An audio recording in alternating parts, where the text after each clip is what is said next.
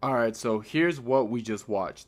Della Maddalena walked into a 5 rounder with one of the most frustrating high output pressure fighters in the division, and he didn't just win, he passed the test with flying colors. This wasn't Bilal phoning it in either. He came in to fight. He was jabbing well, ripping to the body, feinting level changes, and even mixed in some clean right hands over the top. But the problem was that JDM was dialed in. His jab was on point all night, top and bottom, and every time Bilal tried to crash in, Jack would either slide out or crack him with a counter hook or an uppercut.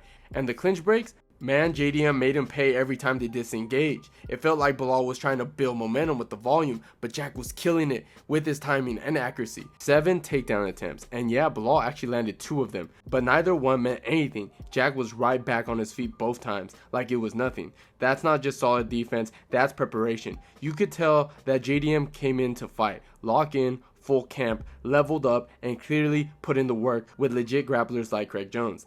His scrambles looked night and day compared to his earlier fights. And I'm not going to lie, when Bilal scored that final takedown in the 5th, I had that brief flash of panic, like damn, this is where it flips. But nope, Jack popped right back up, resetted, and nearly finished Bilal on the fence. Hooks, body shots, a clean knee to the face. He emptied the clip. That round sealed it for me. It wasn't just that he outworked Bilal, it's that he outclassed him when it mattered the most. Bilal had his moments, no doubt about it, but Jack looked like the real problem in there. Let's be real. And that brings us to the big one. JDM versus Islam Makachev.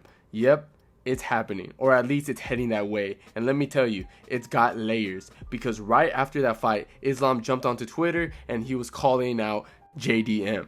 That's all he needed to say. Short, cold, and to the point. And just like that, the conversation shifts from JDM wins to what happens next. Now, here's the craziest part. Dana White basically said that this fight was already mapped out, depending how the main event played out. There were 2 paths, 2 timelines, and only one can happen. If Bilal had won, Islam was staying at 155, and they were setting up that super fight between Islam Makhachev and Ilia Topuria.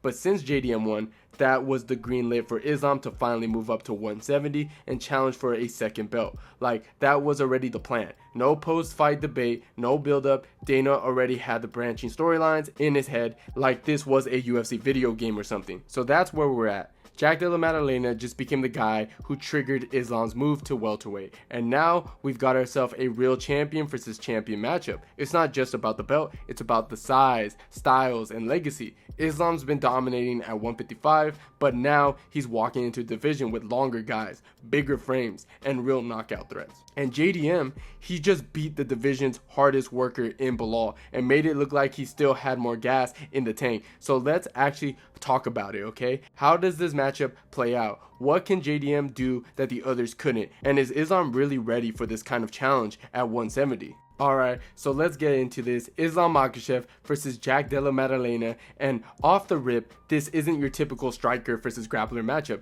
It's deeper than that because JDM isn't some flashy kickboxer with no ground game, and Islam is not just a control heavy wrestler. These are 2 high level, high IQ fighters with completely different approaches, but both are dangerous in ways that others hasn't really dealt with. Let's start with JDM. What makes Jack so dangerous is how clean and efficient he is. No wasted movement, no wild swings, just sharp hands, nasty shot selection, and the kind of jab that ruins your rhythm. That jab is a big deal here. He uses it to control distance, set traps, and keeps pressure wrestlers from closing the gaps. Bilal found out the hard way. Every time he tried to step him, he was getting touched. And unlike someone like Dustin Poirier, JDM doesn't just sit there and trade. He moves, he angles out, he resets. His footwork is one of the most underrated part of his game. He's always drifting out of range, then snapping back in to fire a quick combo. Against someone like Islam, who depends on timing and control, that movement can be a real problem.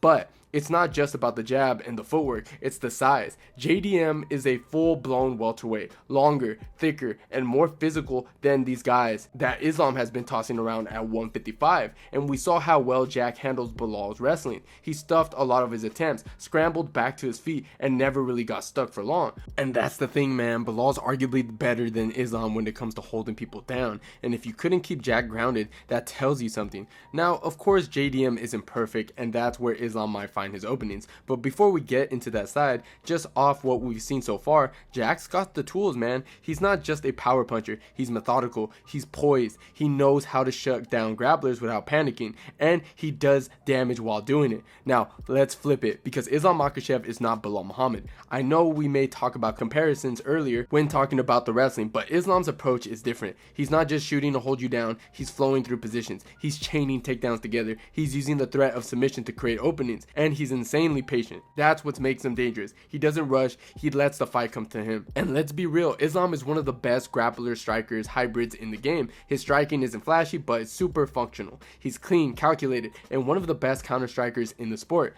Just ask Dustin. Every time Dustin opened up, Islam was there with a straight left, a quick level change, or a tie-up. That's his rhythm. Bait, read, punish. And against someone like JDM, who's heavily on the jab and fights long, Islam's gonna be looking for those catches and return moments. Now here's where it gets interesting. Islam's path to victory, in my opinion, might actually be his kicks, not his wrestling. Sounds weird, but hear me out. JDM is very boxing heavy. He keeps his stance narrow, hands low at times to sprawl fast, and he leans heavily on that upper body movement to defend.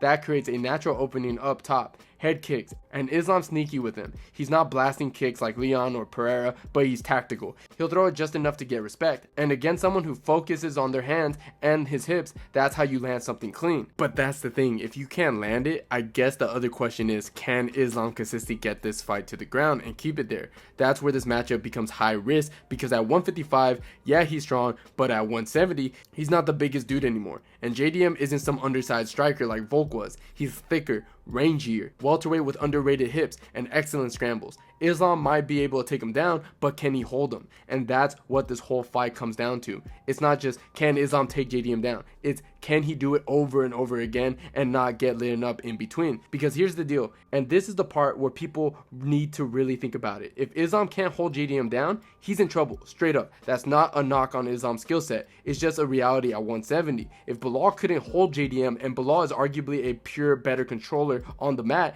then Islam is gonna have to work way harder to keep him down there. And you can't just shoot over and over against a guy like Jack. Every reset is a risk. Every failed takedown is a chance to eat an elbow, a knee, a counter left hook. JDM doesn't need a ton of room to punish you. And let's say Islam doesn't get those takedowns. Let's say this becomes a straight stand-up fight. That's when things start to tilt hard in the favor of Jack, because now Islam has to stand with a bigger, longer, smoother striker who has a pistol-like jab and calm eyes, because Islam striking works best when guys are running into counters like Dustin Poirier, who stands a little square and overcommits. But JDM, he'll take his time, he'll work behind the jab, angle out, and pick you apart. That's also where the head kick idea starts to fall apart, because yes, JDM keeps his hands low, but he's not flat-footed. He moves, he resets, and once he starts seeing those kicks, he adjusts. He's not a one-look striker. If he can pick up on patterns and start slipping that setup, boom, he's right back in your face with that jab and that shovel hook. And all of that leads to the bigger question. What happens if Islam's usual game plan doesn't work? What happens when he shoots and he can't hold? When he tries to strike and gets out time? That's when the pressure flips. That's when Islam starts having to take chances. And when Islam takes chances against a guy like JDM, that's when bad things happen. Look, I'm not saying that JDM's gonna run through him. Islam is a champion for a reason, but this is a real fight. This is a real threat, and the size, the striking, the pace, all of that adds up. Islam's never fought someone like Della Maddalena. He's about to welcome him to the welterweight division in the most unforgivable way possible. And that size difference matters most on the feet, because for all the talk about Islam being a good counter striker, which he is, we've seen him get touched. Volk landed clean, Dustin hurt him before, and the reason why they were able to land is because they weren't reckless. It's because they timed him. Islam tends to plant his feet just a second too long when he's waiting to counter. He's not super reactive striker, he's more calculated, which works until it doesn't. Both Volk and Dustin were able to feint, draw out that pause, and sneak in something clean. JDM, that's his whole game. He baits reactions with the jab, then fires clean shots right through those openings. If Islam stands still or looks to trade in those mid-range moments, Jack's gonna find those same window, and probably with more power behind them. Look, I generally think Jack Della Maddalena is a nightmare matchup for Islam Makhachev. That's what I've been trying to say this entire time. Islam doesn't really do a ton of ground and pound. He's more of a control position guy. And the problem with that is JDM's been training consistently with Craig Jones. His jiu-jitsu awareness is sharp, his scrambles has gotten a lot tighter, and he doesn't make dumb mistakes on the mat. Submitting him, that's going to be tough. And if this turns into a striking match, even just for a long stretch, Islam has to either outkick him or land something clean and meaningful, which sure, it's possible. Islam has that sneaky left hand. He's a solid counter striker, but if he can't land something that shifts the momentum in a big way, and if he can't dominate on the ground like he usually does, then bro, Islam might be screwed straight up. This is the kind of fight where Islam's usual tools might not be enough, and if it starts going downhill early, I don't think JDM is the type of dude you can just coast against for 5 rounds. You make one mistake, he'll make you pay, and at 170, that power carries. So yeah, buckle up. This might be the one where Islam finally meets his match.